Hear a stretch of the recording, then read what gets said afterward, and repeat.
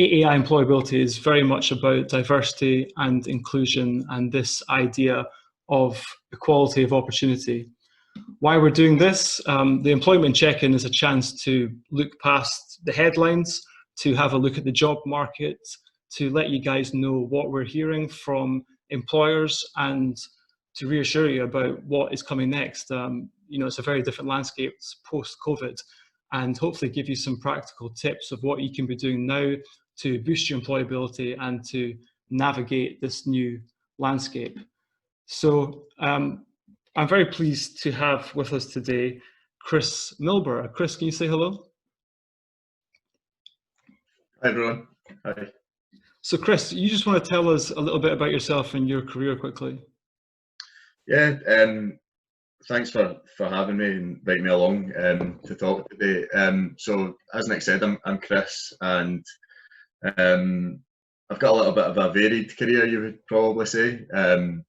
Graduated from Strathclyde University in Glasgow in marketing about 6 years ago, and I've since kind of worked in professional services in various marketing roles, and now work as business improvement manager at Southside Housing Association in Glasgow, doing an ERP systems implementation project and project managing some kind of marketing changes there as well. And I guess, I'm here with a slightly different hat on today, from route to marketing, which I'm sure we'll come to talk about during the session, is a passion project that I took on probably about a year and a half ago. It seems like a very short year and a half, but I'm sure we'll come to talk about that shortly. Now, Chris, you and I both met because, as well as being marketing graduates, we both actually started our graduate careers through internships through AAI. That's right, isn't it? Yeah, yep. And I sent out an alumni email, and Chris came back to me saying, this is actually great timing. I've got this idea for a project to do events with. So Chris, could you tell us a little bit about route to marketing and why you felt there was a need for it? Yeah, sure. I guess the sort of concept for route to marketing came from experience that I'd already had. So one of the passion projects that I had when I was at university was I was part of the Bright Futures Society at Strathclyde University. And I guess from that I got really involved in sort of employability as an agenda, and got really kind of passionate about helping people get jobs and get in front of career opportunities. And I suppose route to marketing was a little bit of a sort of an idea that came out of me being a marketing graduate from Strathclyde, but also having done an accounting and finance degree as well, and found that the accounting and finance companies had massive graduate programs. They were very, very prolific on campus, had a lot of profile and presence, whereas marketing roles seemed quite different in that a lot of marketing roles are maybe one role within a company. They might be part-time, they might be freelance, they require sometimes more practical skill and knowledge to hit the ground running than maybe a trainee program does in a big corporate where you've got the time to develop and bed in. So it was really set up to try and help navigate that minefield a little bit for marketing grads, to find roles that were relevant to them, and also to find out how to best equip themselves to apply for those roles and land them effectively. Yeah, and that spoke to me straight away as someone who'd done a very quick 1 year postgraduate in marketing at the age of 30. I knew myself that I was a marketer, but once I got that bit of paper that was supposed to open so many doors for me, it became clear when I started looking at jobs that marketing was this huge umbrella. And underneath that, there were so many different routes that you could go down, whether it's copywriting or branding or strategy, SEO. The list goes on. And not just that, but working in big companies as part of a team, or working in-house with a smaller company, as I do, where you have to wear lots of different hats. And it just seemed like nobody was really talking about the diversity that bit of paper afforded you, and also some of the more practical things that university courses weren't teaching students. And I'm thinking specifically in the realm of marketing around the digital stuff, which we'll speak about later, because university curriculums just can't keep up with the changing technology and changing trends. So Chris and I have now so far run 2 events for students and graduates in Glasgow, and the idea was to bring on specialists in big companies and small companies, people that had started their own business, to show the breadth of career choices that you could make with that one bit of paper. And so far it's grown arms and legs. So, you know, where are we? As you said, this is one of your passion projects, but where are we now with the Route to Marketing brand? Yeah, I mean, we've delivered a couple of successful events, and we're planning more. Obviously, the current situation isn't ideal for delivering face-to-face events, but it's great that you're kind of adapting this platform, and I'm sure we'll be able to deliver them either this way or hopefully in person in the not too distant future. I suppose just to touch on one of those events and actually the highlights, I suppose some of the challenges that we're trying to overcome with Route to Marketing was the agency event that we held. You know, agency, creative agency work and agency life, I suppose is what we called the event, is almost quite mystical when you're at university. You've either got the sort of ugly Betty impression where it's going to be glamorous and you're going to be running about on roller skates in an open plan office, or you've got the other side of it where it's working 50 hours a week relentlessly and getting very little thanks for it.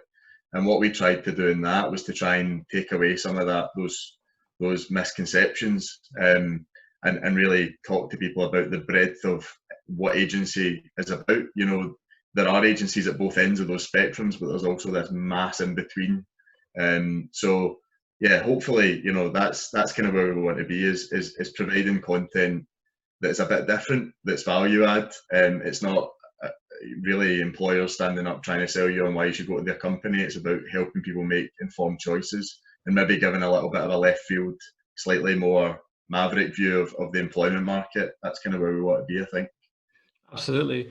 And you mentioned that Route to Marketing grew from, it's essentially a passion project of your own. So my first question to you before we get started with the main topic is why did you want to speak about passion projects today? Why is this important to our audience? I think it's an interesting one, and when I was putting the slides together, it's one that I'd had a little think about. And actually, passion projects, you've just mentioned one of the missions around AI was to try and overcome this sort of exploitation around free internships and, you know, exploiting people who are desperate to get experience. And actually, when I thought about passion projects, it's almost about taking control of your experience. You might not be getting paid for it, but why would you do a job that you're not getting paid for, but have the parameters of the person you're working for, as opposed to do a job that you're not getting paid for, but you're in complete control of it? And I suppose what that then allows you to do is have the license around what that project looks like, and what the remit of that project is.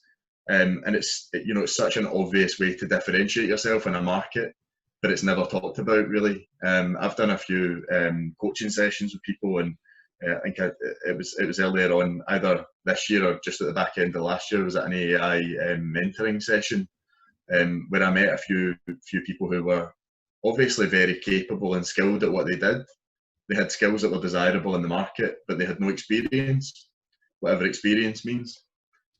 So, you know, passion projects is a great way for them to, or would have been a great way, and it was one of the recommendations that I gave them, to go away and start to do something. You know, the tools are at your fingertips. Go and do something and begin developing that experience for yourself. And it's never really, well, I might be missing things online. There's so much going around at the moment that there's probably been about 5 webinars exactly the same as this, and I've just missed them. But you know, I've not come across anyone talking about this as a real topic for graduates and job seekers.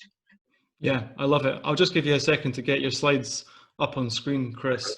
And I should preface this and say, you know, even though Chris and I both work with Route to Marketing, the stuff that we're going to be covering in Chris's discussion and in the bit after about how to make a great first impression online are applicable whatever career path you want to take, and also wherever you are with your career. So let's get started. We had a great chat last night, Chris, about this topic, and you're right, I don't see anyone talking about it, and I'm sure throughout the presentation we'll talk a little bit about what we see in-house from AAI's perspective in terms of how applicants are or are not using this to their advantage. Yeah, great. Cool. Well, can everyone, this is going to be tricky, but is that shared okay? Yeah, is it? Yeah, it looks great. So from a presentation point of view, you can actually just go to the middle between the video of Chris and his PowerPoint, and you can drag it over, so you can make the PowerPoint bigger and minimize Chris if you like, guys. So yes, fire away. All right, brilliant. We've already kind of touched on a bit of this already, but I thought it would be kind of useful to quickly try, I suppose, and identify what a passion project is. I guess the name kind of speaks for itself to an extent, but I think it's just useful to put a bit of a description around it, so that we're all clear and kind of on the same page in terms of what we're talking about throughout the session. I guess in my mind, a passion project, taking something that you're passionate about, so it might be a hobby or an interest, something that you would really be doing anyway, you know, in your spare time, or things that you've got a keen interest in, and using that and turning it into an opportunity to develop the kind of skills and experiences that will help you get employed. So I've just used the example of some of the blog that I wrote, and when I was reflecting on that, you know, I used to write a blog about employability, and I'm aware of how sad that makes me sound, a graduate at university and writing blogs about how to get jobs, but you know, it's something that I'm passionate about, and I guess what that then did for me was allowed me to first of all establish a very basic website, web presence. It also got me in practice of developing content for online and writing my own content, convincing content hopefully as well, you know, writing stuff that people will find useful and want to read and share. And then that opened a number of other doors where I got the opportunity to go and contribute to guest blogs for Target Jobs and a lot of other kind of employability type websites. And I suppose when I was reflecting on it, it was, you know, thinking about what the characteristics of that passion project were, the things that made it really beneficial for me as a career. In my career, I talked about it all the time in interviews. It would be talked about far more than any of the other part-time jobs that I was doing.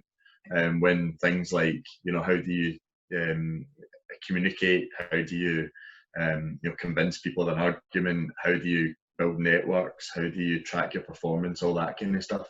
This was the kind of thing, these were the kind of questions where the passion project that I was running at the time, the blog, would come up.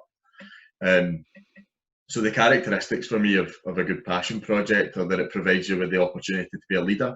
It's your thing, you know, you've developed this, so you lead it naturally, and then you, as a result of that, get control. So you've got the control of what you want to do with it. You know, with route to marketing, the events happen because Nick and I have a phone call on a Monday and say, do you want to do an event in a few weeks' time? And then it happens, you know. So you've got that level of control and that level of leadership. There's also then, you know, linked to that an element of being able to take risk as well. And risk is obviously, you know, can be a negative thing in business and something that obviously businesses need to be mindful of. But when it's your own thing, you know, being able to take risks is a real benefit. And having the ability and agility to be able to take the risks when you want to and make that decision yourself can really demonstrate skill that you wouldn't naturally get, I would argue, in many even entry-level jobs and even some more advanced roles particularly within things like business and marketing. So you're able to demonstrate that you've got the ability to take a risk and take a punt on stuff, you know, try things out and take the risk of failure. And then the last bit for me is that it shouldn't really feel like work. I guess one of the key components to a good passion project is that you remain passionate about it after you start doing it. You know, you don't necessarily want to get it to the point, unless you do make a career of it eventually, which, you know, is a slightly different story. But if you're running a passion project and you start it out because you really enjoy it, then if it starts to become and feel like work and stuff that you don't want to be doing, then it's probably time to pause then and ask whether it's still what you want to be doing, especially if it's on the side to, you know, an already demanding workload. So hopefully that kind of paints a bit of a picture of what a passion project is. I know, Nick, jump in whenever you've got any kind of thing to add or any questions or clarification or anything like that. But yeah, it's funny because I never thought of, you know, a creative outlet or a hobby. This term passion project, the project bit of it really makes it sound much more formal than it is. And I suppose this is what this whole conversation is about. It's about identifying things that you love and you put effort into, which you don't necessarily think is something which brings in skills that employers might be looking for. So even just the title of this, I think, is fascinating. I love it. So please carry on. Yeah, I suppose to bring that to life a little bit, myself and a few friends set up a football team recently. You know, we all love football. We wanted to put something together. We're getting to that age now, I suppose, where winning games is less important than the taking part, which sounds pathetic, but it's probably true. And also, you know, it's something that we do in our spare time anyway. So why not make a go of trying to set up a team? And within about 3 or 4 months, we've managed to get a few grand's worth of sponsorship. You know, get a set of kits, get a social media following and presence, and start to schedule things like pre-season. You know, that's a great example of that. Before I started doing this, I wouldn't even have really thought about that in this way, but you know, it's probably exactly aligned to what I've just covered in terms of passion projects. So yeah, it's an important point. It doesn't have to be too formal. Yeah, it might be already something you're already doing. Well, we spoke at the last employment check-in about upskilling, and perhaps if you have been made redundant or you're on furlough, to, you know, use this time of lockdown as reflection. And certainly nobody should feel the pressure with anything that's going on in their personal lives or their circumstances to put effort into this. And I think the point we're trying to make here is that there might actually be something in which you've already been doing that, if you look at it with different glasses, already is something which can boost your employability and to help to differentiate you to recruiters and employers. Yeah, absolutely. Absolutely. And I guess the only thing I'd add to that is, if you're already doing stuff that almost aligns to this, then just having that extra think about what else could I do? How could I formalise it? And we'll come on to that about being able to measure results and performance. Yeah. So I suppose that kind of comes to my next slide as well. It comes on quite nicely, and that, again, I think as you touched on at the start, Nick, this isn't just about job seekers. It's not just about people who are out there right now looking for the next job. You know, it can literally be for anyone, regardless of the stage of your career that you're at, and also kind of what your status of career is. I suppose for job seekers, it's probably the most obvious route to gaining some experience and being able to demonstrate key skills that you would require in role. But you know, also there, you know, if there's a huge issue at the moment in the UK and I imagine globally around underemployment, and actually people coming from university and college backgrounds and finding themselves in roles that they would have expected to be in a more advanced role, you know, relevant to their career. And if you find yourself in that position, then passion projects is a great way to spend some time outside of your day-to-day work, which might not even be aligned to where you want to be going career-wise, and actually begin to develop some form of skill set and knowledge around the career that you do want to take. So, you know, I think, Nick, you've probably got a great example to jump in with here from your own experience. But, you know, if you're working in a role that isn't necessarily aligned to where you want to be long-term, then use passion projects as a way to develop those Yeah, skills. it's interesting because I was part of a generation where in high school, the careers advisor basically said to me, Nick, you're doing really well at history, so what university are you going to? It wasn't a proper consultation of what do you want to do, which is not on the high school curriculum. So I found myself going and doing a history degree, which I didn't enjoy. I didn't really know what to do with. I knew I didn't want to be a teacher, and I couldn't grow my beard long enough to be taken seriously as a historian. So I grew it long enough just to be taken seriously as a barista. And I worked for about 10 years in coffee shops. But during that time, I took every opportunity that I could to take on responsibility and to do things which excited me. So, for example, that was me being underemployed, essentially working in those coffee shops.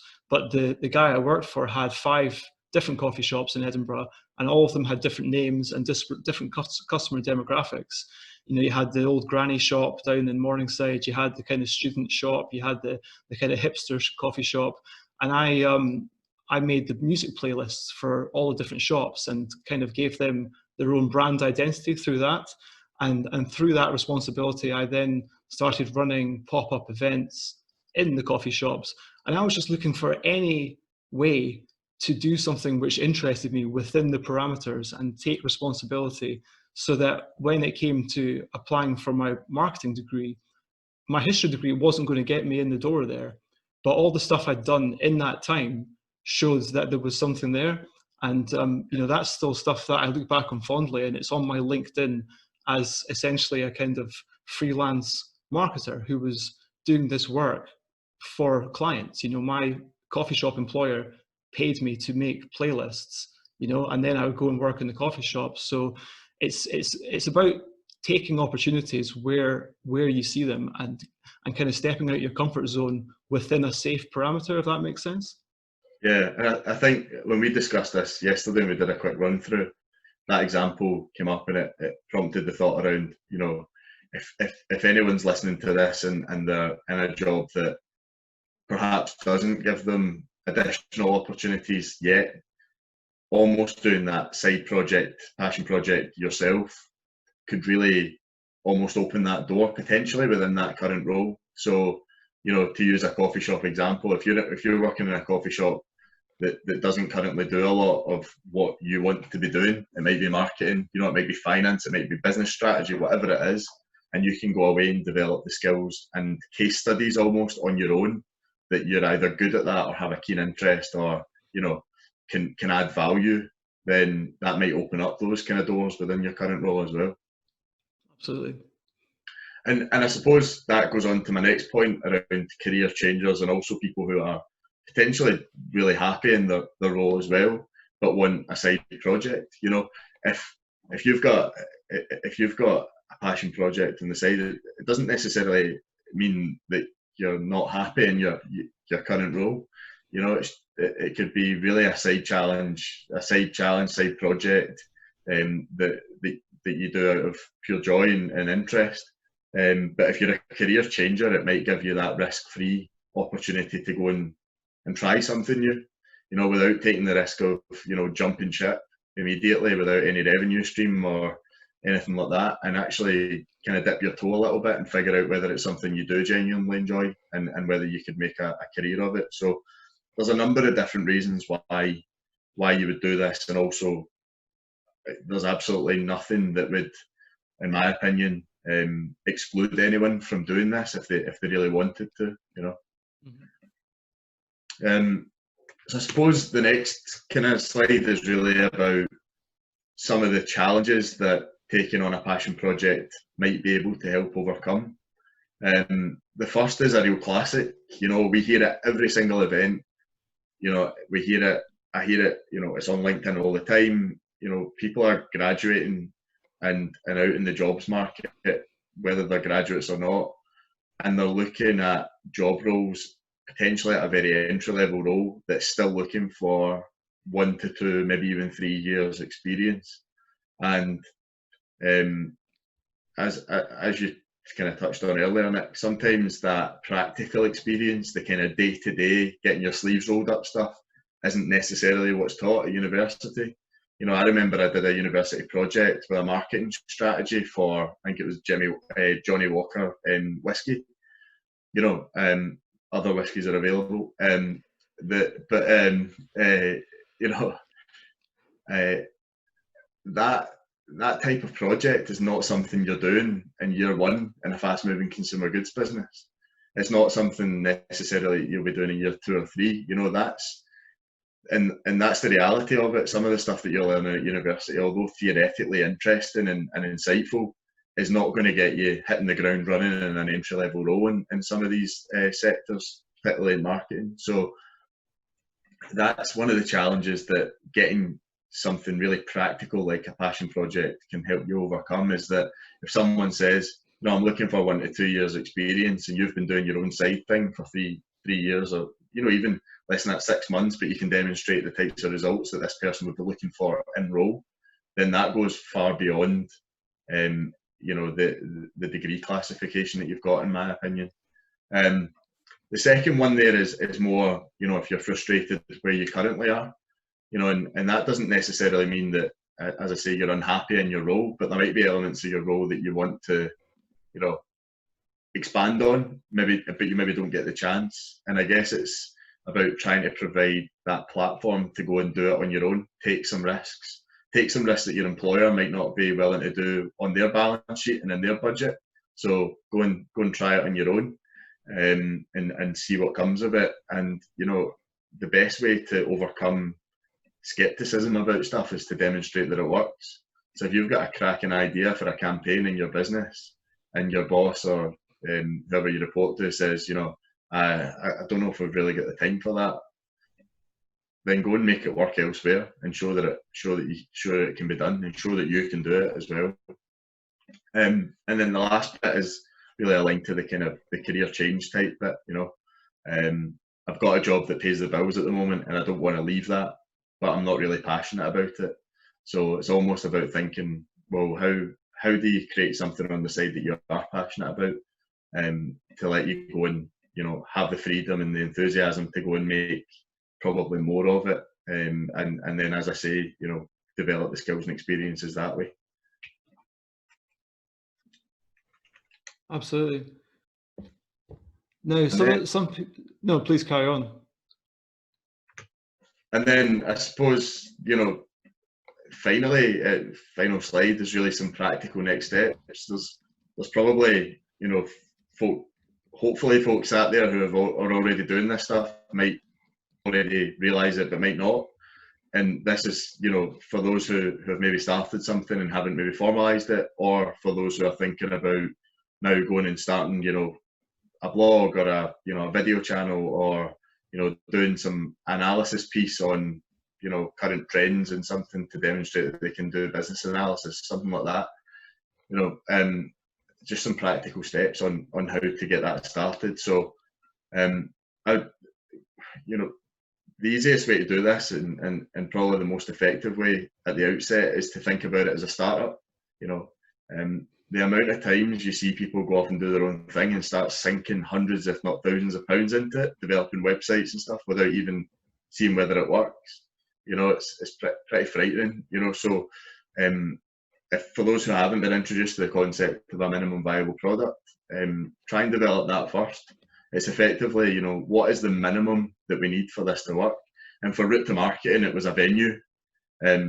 Because I'm pretty picky when it comes to marketing, it was a logo as well and an email address, but those are optional, I suppose, at that point. So it was a venue and an Eventbrite page. You know, those are the two minimum requirements to set up an event business.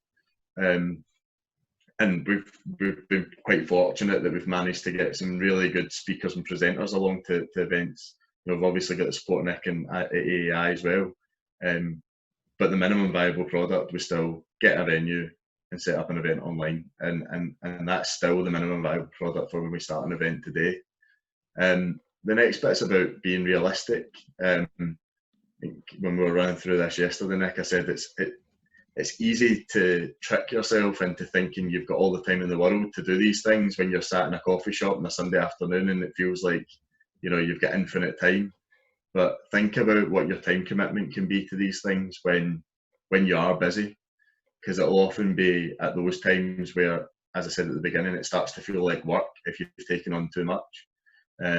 So just being realistic about it, because you don't want to end up hating your passion project because you feel like you've started it, so you need to keep going. The next bit is really talking to people about it.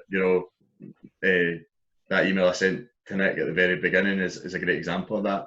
It wasn't even really an idea then, and that was just a speculative email. So if there's people that are passionate about the same things as you, don't keep it a secret.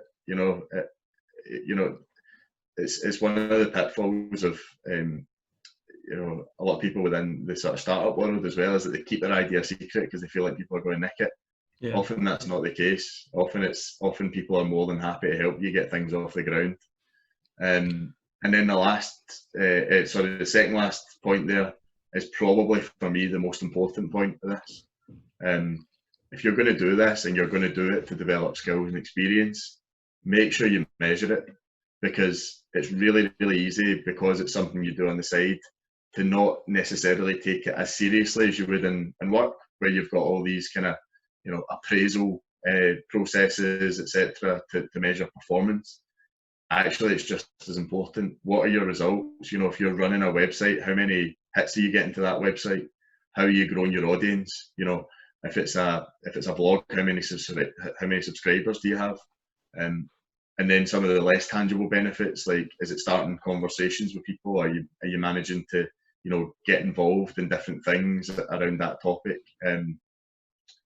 I don't know whether we'll be performance managing whether we win games or not in a football side project. I'm not sure yet. We'll see how we kick off the season. But and then the last, if you do all of those things, particularly that last point about measuring results, then don't be scared to use your side project as you would with any other job when you're in applications and interviews. If someone asks you about your experience, then be proud of that experience that you've gained. Just because you aren't getting paid for it doesn't mean that it's not valuable.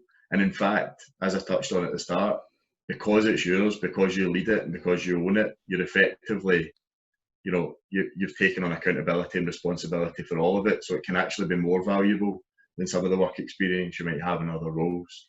So I guess I'll pause there. Nick, I think there was, and feel free to get in touch with me on LinkedIn, or my email address is there as well if you get any kind of questions. But after this, but I don't know, is it worth pausing there for some kind of initial questions? It is. Yeah, we'll give Mandy a chance to collect her thoughts with the questions that have been coming in. But I just want to hit on that bit that you mentioned there about talking to people about it. We said earlier, you might be so close to this project that you don't actually recognize the skills that you've been developing in it.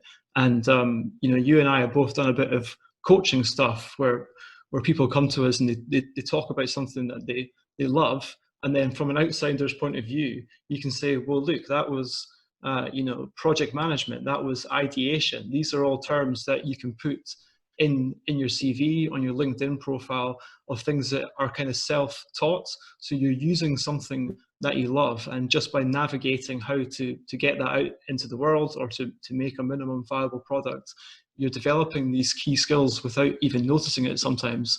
And I don't know if you want to talk about how speaking to people about that and having them take a step back from things can help you not miss those qualities.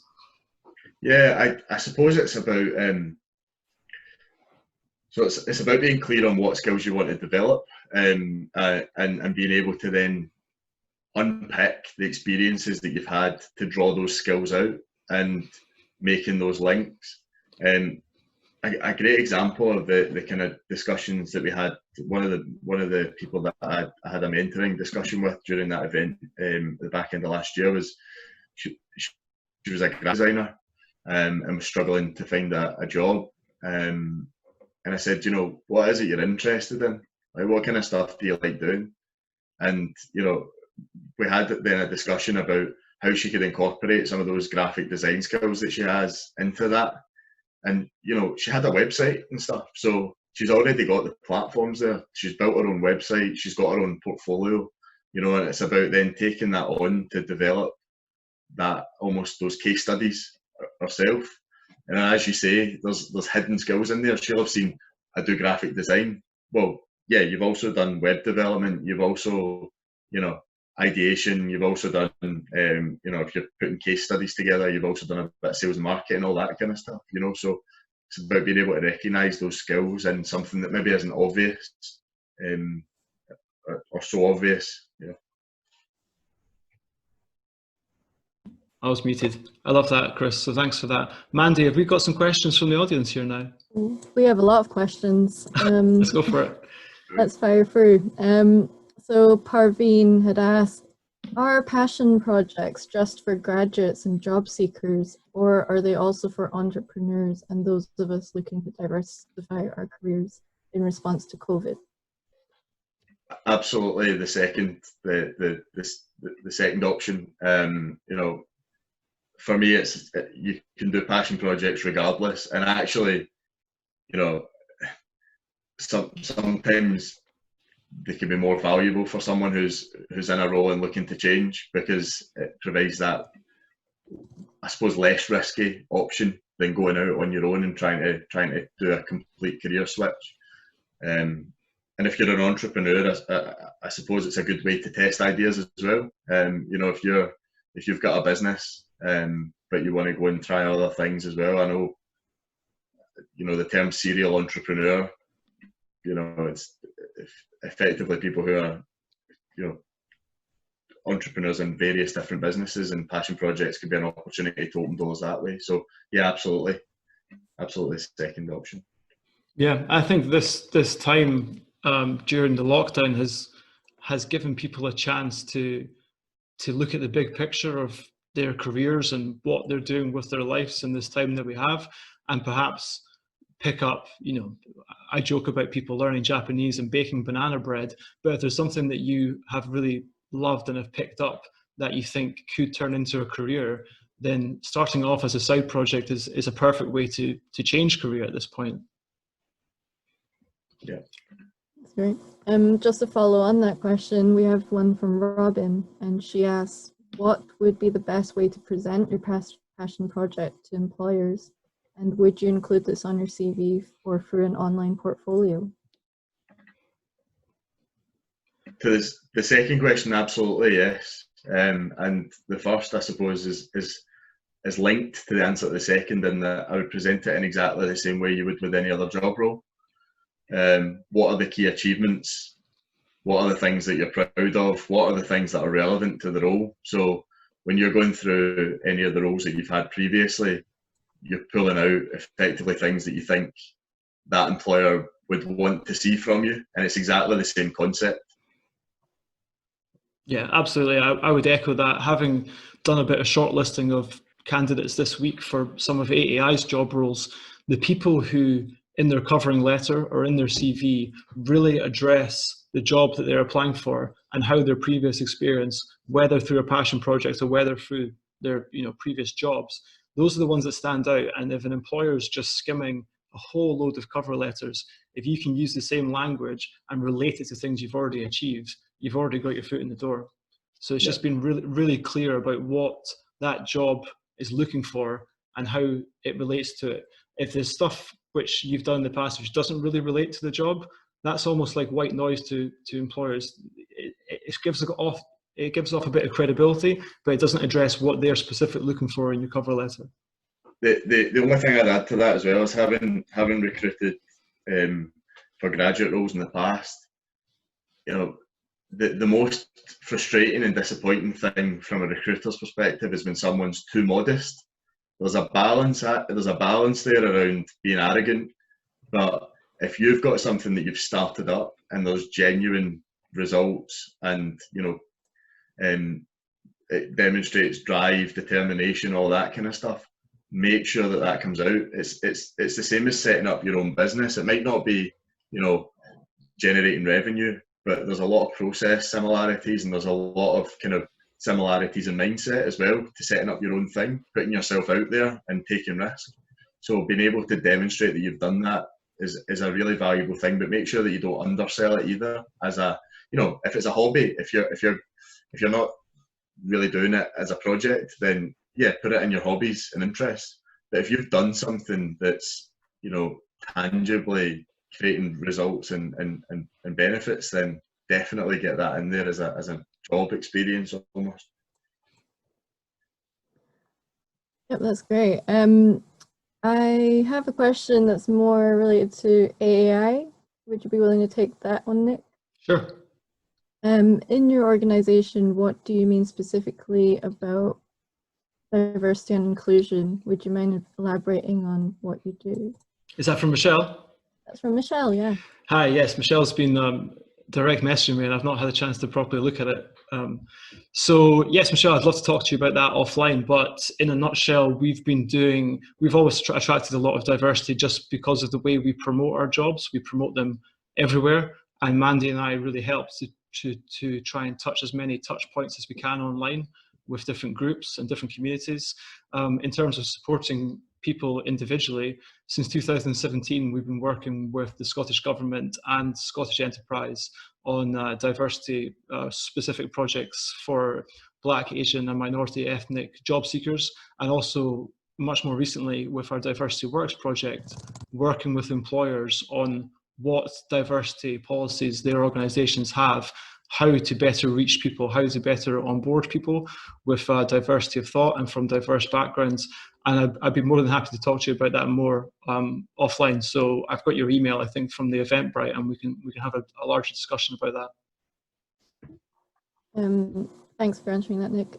3 more questions from Binka. Sometimes companies are looking for an industry background experience and personal projects don't matter. How would you overcome this? That's a really difficult one to answer hypothetically, I suppose. What I would say is that in industry specific, if someone's looking for industry specific experience, it's a challenge unless you're operating in that industry to be able to articulate that it might be regulatory requirements or whatever else that goes along with that industry specifically. However, what I would do is if you don't think you're qualified for the role because of that, then don't apply for it, I suppose, is the first thing, because you're wasting your time and theirs. But I'd also think more broadly about what types of experiences are they looking for, and is it industry experience, or are they looking for industry experience as a cop-out? Because you can develop those skills easier if you've had a role in industry. So it's then the challenge about demonstrating that you've developed the skills and experiences that they're looking for without having it in that particular sector or industry. As I say, it's a difficult one to answer hypothetically, because if it's something like, use my own example, if it's housing, there's regulatory frameworks and requirements there, and having someone with a housing background for that type of role would be helpful. But there's a number of different experience and skill sets that we're looking for as well that aren't necessarily just developed in the sector. So bit of a balance, I suppose. And I suppose if there's a specific inquiry there around one specific industry type, more than happy to have a chat about that in more detail to try and help. I think, from a recruitment point of view, that's something that we deal with all the time at AAI, where an employer says, this person needs this, this, and this, and they start dropping really industry-specific jargon on us. And we say, well, that's not going to translate to people who haven't done that before. So first of all, let's demystify that industry jargon. What is it you're really looking for? And can we separate those requirements into essential and desirable? So let's think about what soft skills you need. Communication is always going to be an important one, especially in this digital first landscape. How concise can you be? There's lots of great skills which employers just assume are going to be there in the job advert. And one of the unfortunate statistics that's out there in gender balance is if you've got a list of 10 requirements for a job and a man can do, or a woman can do 8 of them, she's going to really focus on those 2 that she doesn't think she has and not apply. Whereas a man is more likely to, if he's got 5, to really big up those 5 and go for it. So as a consultatory piece of work. That's how we separate our job adverts, and I think that's why we have had the success we have with helping people start their careers, is that it's more about your attitude, your personality, how you intend to grow in the role, and what stuff you can bring outside of industry specific experience. But it's, you know, it's a big problem across the board, is that recruiters assume too much, and then perhaps are blind to how positive compromise can be. That's a great answer, Nick. Do we have time for 2 more questions? Absolutely. Chris has got a hard half-past deadline, so we've got 5 minutes. Yeah, and I'll stop cutting in. Okay, so Janice is asking, can you spread some more light on measuring the results? Yeah, that's a really good question. I suppose it depends on the type of project that you've undertaken. To use route to marketing as an example, we measure results based on generally attendance at events. You could measure it on feedback from anything that you're doing. You could also measure it on, we've got a LinkedIn page, which is, it tends to grow fairly, fairly well, and we've had it for about a year and a bit, and I think we've got over sort of 260 odd followers. So we look at it that way. Other ways to measure are, as I said before, less tangible. It could be about what kind of opportunities it's opening up. So if I take the blog example that I used earlier, being able to contribute to different websites and opening up opportunities to connect with other people. So I suppose it's really about thinking about what you did it for, why you did it in the first place, and then how you measure whether it's been successful against those reasons or not. So if it's about attracting an audience to your video, your vlog, or your YouTube channel, then subscribers would be a great way to demonstrate results. So I hope that kind of gives a flavour, but really think about, how do I know I've done this well, is usually a good question to ask. And then that gives you hopefully the answer of what you should be measuring.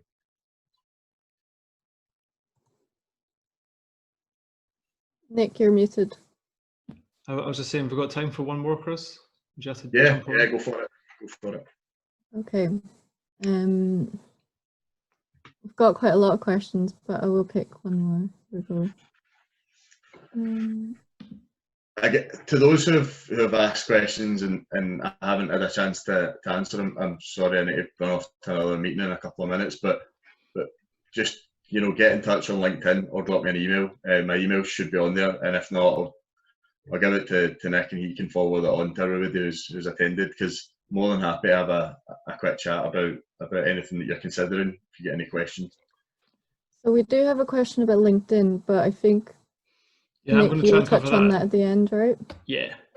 So Catherine here is asking, are AAI furlough volunteer roles only open to people who have been put on furlough by their current employer? I'll answer that one, yes. But the second question Catherine asks is, how about those who are unemployed? So I was hoping Nick and Chris, could you give Catherine some general advice about being unemployed? Yeah, can I jump in just before I need to nip off just quickly? Is that okay?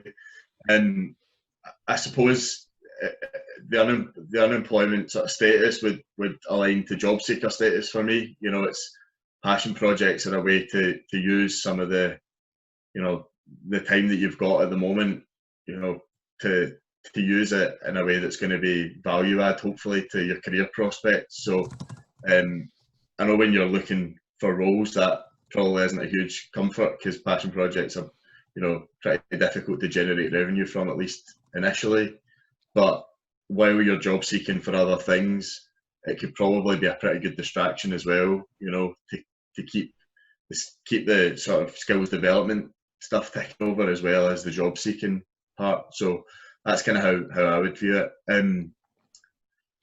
Yeah, I'm sorry, I'm gonna have to go, but thanks to everybody for attending. Really appreciate Nick, Mandy, for inviting me along, and as I say, feel free to get in touch. I'm more than happy to answer any additional kind of questions or anything. That's perfect. So yes, thank you very All right. much for your time, Chris. We'll hopefully see you again for another great topic, but enjoy the rest of your day and thanks for sharing. Thanks, guys. Thanks, Bye-bye. Chris. Bye. So yeah, lots of questions coming in about what we can do to give off a good first impression, and my hope was to be able to cover both topics in 1 hour, but if people are okay to hang about for another 20 minutes, I'd love to talk about the importance of your personal brand for employment and the importance of making a good first impression online. Not many people have got their screens on, so I can't see if people are going to give me a thumbs up or nodding, but I suppose people will just leave if they really have to go. So was there a quick question there, Mandy, just on that kind of thing before I throw up my slides on this? Yes, there's one about LinkedIn. In your team's opinion, do you think it is necessary to have a LinkedIn profile to get a job? And is that the way to gain confidence? I love that question. So I'm just going to share my slides for this. So the slides showing, Mandy? No, they're a bit cut off.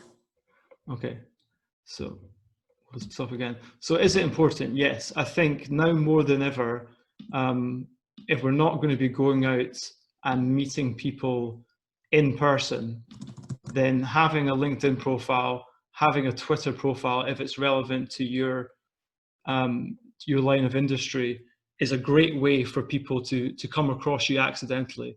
If you're not going to be bumping into people, then having that online presence, it's almost kind of working for you in the background. And I often think of my LinkedIn profile, and I'm talking about my profile, not how I use the platform, but it's almost like an online CV. And if you're engaging with people on that platform and people are visiting your profile, they're essentially seeing your CV. They're getting a flavor of what kind of person you are, what your interests are, and where you want to be in your career. So it's like there's a lot of kind of CV websites, which I don't agree with personally, where your CV is up there and it's thrown out for loads of employers to look at. But LinkedIn is the much more legitimate way to do that. And while that's working for you in the background, you're also kind of building up your profile and getting connections. So if people can stay on for a minute, I'd love to talk about how to make a good first impression online. And we'll talk a bit about LinkedIn, but we're also talking about how to build credibility. And the passion projects that Chris talked about is a great way to show employers the skills that you've grown by yourself without having to be paid for it. And outside of that, there's a great tool called Google Alerts. If everyone here has got a Gmail account, then this is really easy to use. And this is something that lots of marketers use to build credibility and to share relevant stuff. But it's also a great way for job seekers to stay on top of the news and the happenings in the sector that they want to get into or a sector that they're following. So I want to use the example of my cat, Alfie, and this is a bit daft, but it's a way to show you guys that you can build credibility from anywhere. So this is my cat, Alfie. As you can see, he's a smart cat. He knows how to have fun. He's got his Christmas jumper there, and he enjoys a nice glass of red wine. And Alfie came to me and said, I want to change career. I'm sick of being a house cat.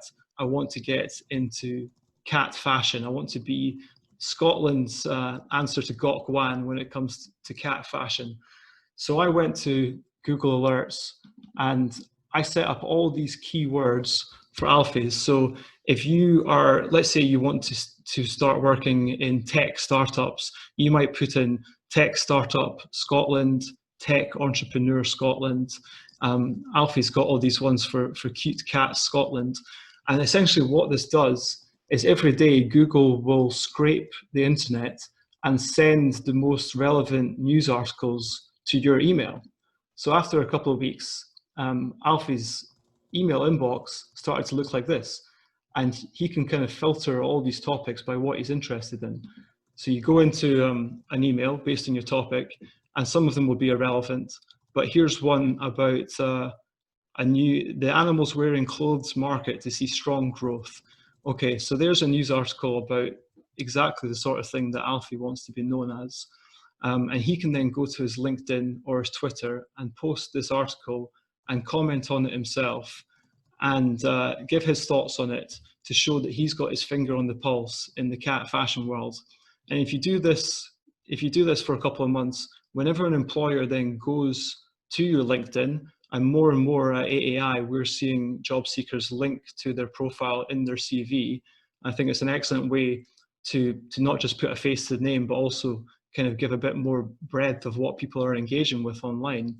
You know, after a while, he is going to be the #1 guy commenting on cat fashion in Scotland. I don't think I know anyone else that's talking about that. But the point is, you can make the internet work for you. It will send you the most relevant stuff for the topic or the sector or the employment that you want to be known for. If we're looking specifically at LinkedIn, I know we've gone over time. I'm happy to announce right now that the next event we're going to be doing is a deep dive on LinkedIn for job seekers. And we've got LinkedIn expert, Dr. LinkedIn, coming on for that chat. We'll have a quick look at how to kind of get a head start on your LinkedIn profile. So this is Joy Lewis. She's the CEO of AAI. And right at the top, you can see she's got a professional photograph of herself. She's not on holiday raising a glass of wine. You know, it's a very clear, friendly and engaging photograph of her. She's put a banner up, which is not just the default LinkedIn banner. So straight away, this is almost like the shop window to her profile and her career. Underneath her name, this is where a lot of people just put their current job. But what we've done is we've used a whole load of keywords. So at a glance, you can see exactly what Joy Lewis is all about. These are all the topics that she is an expert of. This is the sort of thing that she'll talk about. And these are the same topics that you want to be using in your Google alerts. So that if I come across your profile, I don't have to spend ages going through your job history to see what you're all about. I'm going to pull up my own LinkedIn profile now, just to show you guys a little bit more about how to present it and how to make it work for you in the background. So bear with me. This is...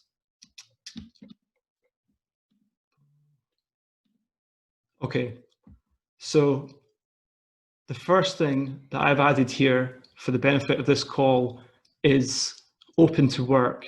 And this section here, underneath all my particular keywords, is open only to employers. And you can fill out this section with the kind of job titles that you want. So when recruiters put up a new job, there's a section of LinkedIn where basically you can go and headhunt people. And we use it sometimes at AAI, where we'll actually directly contact people for tough to fill jobs and say, have you seen this? You know, we've always been known for graduate recruitment. And since we started taking on jobs with higher salaries, sometimes we have to go outside of AAI's organic audience to try and attract people. So people that have got this setting enabled and also have the keywords underneath their name on their profile are going to pop up on LinkedIn's algorithm a lot better. This is essentially search engine optimization, or SEO, for your LinkedIn profile. And it's a great way just to get yourself there. This is something that is a pet peeve of mine, is people's about section. And this is something you should be thinking about when you're looking at your CV and you're covering letter 2. So many people have got really generic about me settings where they say, you know, I'm a dedicated professional with a demonstrated track record in improving results. Oh my goodness, so boring. We've just spent the last hour talking about passion projects. So tell me what you're interested in, where you want to be going, and why you're different from someone else who's got the same degree as you or a similar job history to you. This is really a chance to sell yourself, your passions, your interests, what you want to be doing with your life and who you want to be working with. And this should be reflected in your summary at the top of your CV and in your cover letter. And we'll delve down a bit deeper on this with Dr. LinkedIn in 2 weeks' time. So I often comment on a lot of our stuff. You'll see here in my activity that I'm quite active. I've been sharing, you know, this event here, but LinkedIn and Twitter are a great way to gain access to people that you perhaps wouldn't always get access to. I really love Twitter because it's the only platform where you can engage with individuals and brands on a level playing field, because everyone's got the same type of account. So for LinkedIn, for Twitter, for example, you start following companies that you want to work with.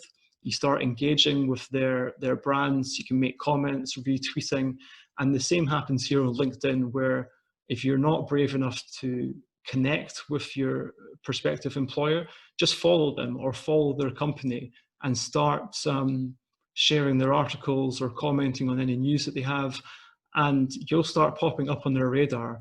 And that's how it really works. Is if I get a job application from someone and I go to their LinkedIn profile, and in their covering letter they said, I'm really passionate about environmental issues and circular economy, and I go to their LinkedIn and they're not really talking the talk, they're not passionate about this, they're not showing me that they're passionate, then that kind of speaks volumes as to what kind of person I might be interviewing.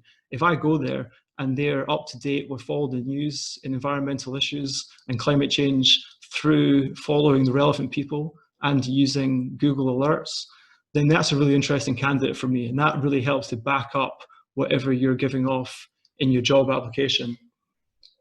A really good way to kind of make your experience stand out is not just tell us in your LinkedIn profile where you've been working and for how long for, but to give an explanation of what that company does and specifically what you've been doing within that company and what you learned from it.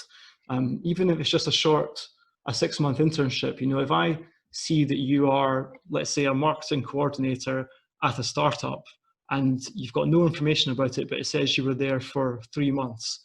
Now, I don't automatically think, oh, that was a 3-month internship, that was a contract. I'm wondering why that person only worked for 3 months. So get ahead of that and explain, this was a 3-month work placement around this specific responsibility and these specific aims. And this is what I got out of it. And if you can use media, if you can use photographs of you working there or articles about the company, it really helps to make your profile come to life. So you can see all the stuff that I've used to make my profile a bit more colorful. And this is stuff that you can't do on your CV. You can really flesh out your experience here. So I'll just go to the bottom. Another thing which I really love is recommendations. And this is something that everyone could be doing now.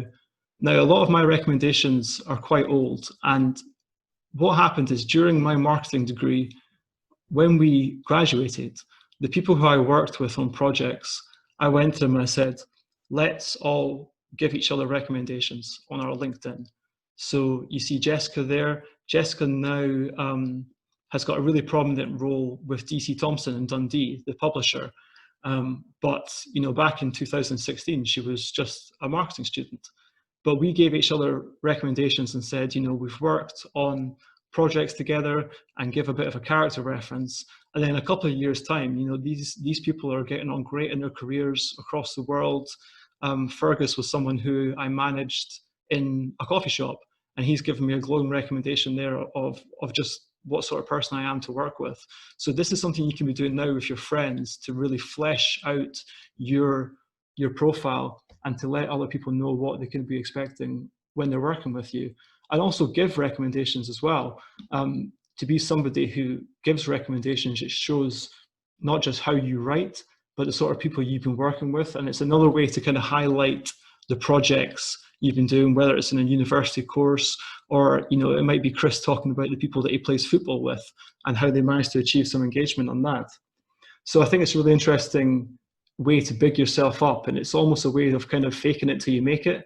But it's all the stuff which is written has to be genuine, has to be authentic, and it's just a really great way to build credibility as you go along.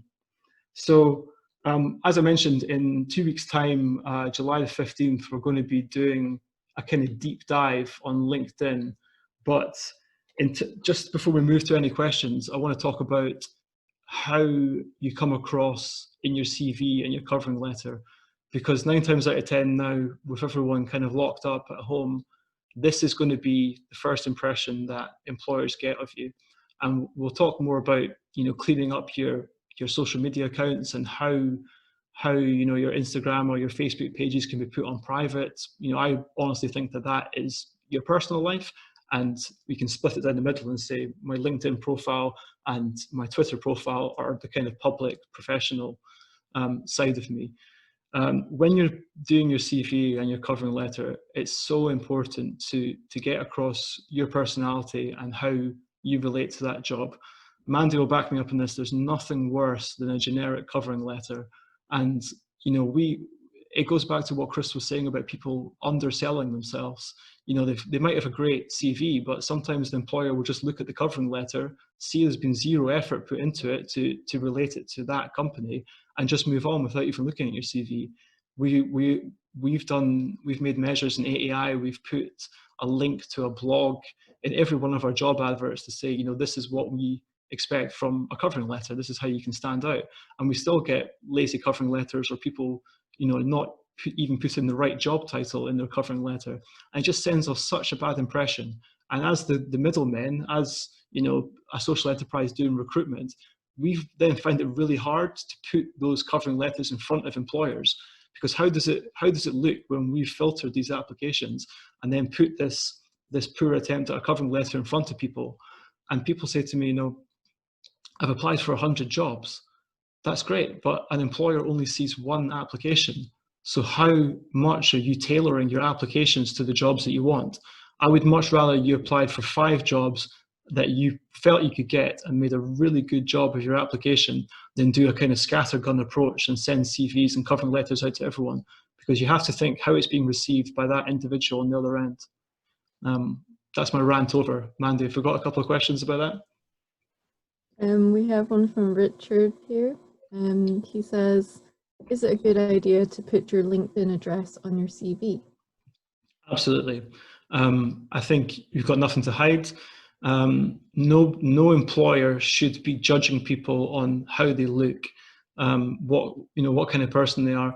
But as I've mentioned, all the other things on your LinkedIn profile, which wouldn't be in a covering letter or a CV, is just a great way to flesh out who you are off paper, so to speak. And we have a question from Kinka. He says, there are also lazy employers who put out very generic job specs. How can you make your CV or cover letter stand out and not sound generic when all you have is a generic job spec to work on? That's a great question. So if it's been done by a company who have told you who they are, and there are a lot of recruiters out there that hide who the employer is, and they'll simply say, my client is a large tech company. If you can see who the employer is, you've got an opportunity then to look at their company website, look at their values, have a look at some of their recent blogs or news articles and see what they're up to, and start relating your interests and your history to what that company's doing. And straight away, if I'm an employer and I work for a company and I think about that work night and day, to see that someone's put in the effort to look us up and knows what we do, they've already got their foot in the door. So no matter how lazy the rest of the job spec is, you've got an opportunity to show that employer you know what they do, you're telling them how you think you can contribute to the work that they're doing, and that's going to get you far regardless of how terrible the rest of the job advert is. And if you find companies that are really doing a terrible effort on their job adverts, send them to AAI and we will make beautiful job adverts. Mandy is an absolute superstar writing job adverts, and she will make that terrible job advert sing. That is all the questions we've got at the moment. Good. Okay. Well, thank you for sticking with us, folks. I know that we went slightly over. What I'm going to do now. Nick, yes. There's one more. Just one more, and then you can wrap up. Sure. I've seen a lot of talk surrounding recruitment and job seekers about CVs being screened out by software systems before it is picked up by the recruitment team. Do you have any advice to get around this? That's from Robin.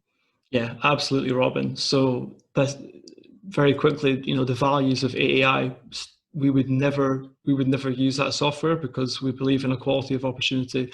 I know that lots of companies are doing this because of the volume of applications that they get.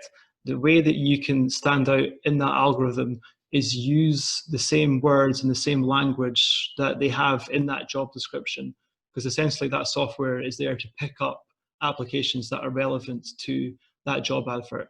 So if if they say you need a computer science degree, put in your covering letter, through my computer science degree, ping, there's one. There's all these different keywords in terms of responsibilities. If you can litter your covering letter and your CV with the same language that they use in their job advert, that's the way to get past the bots.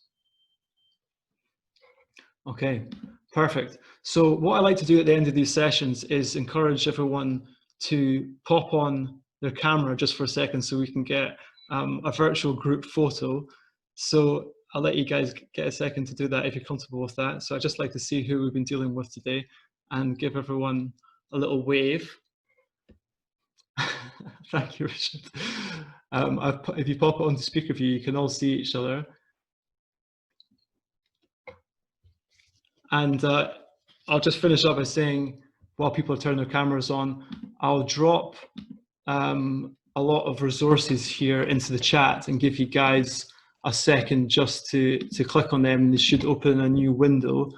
So what I've dropped there is a link to the AEI website.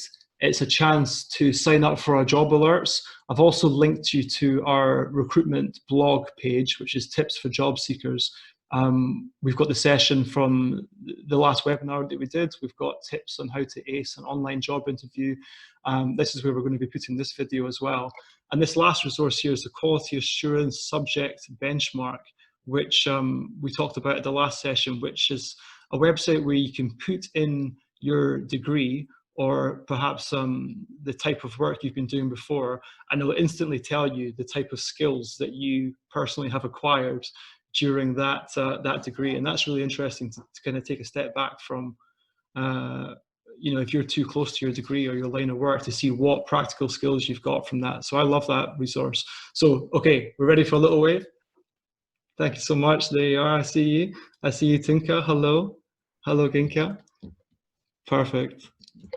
Okay, guys. So 2 weeks' time, I'll send you out an email from your Eventbrite emails. We're going to be talking to Dr. LinkedIn about how to properly build a LinkedIn profile that's going to attract people and the importance of using social media on your job hunt.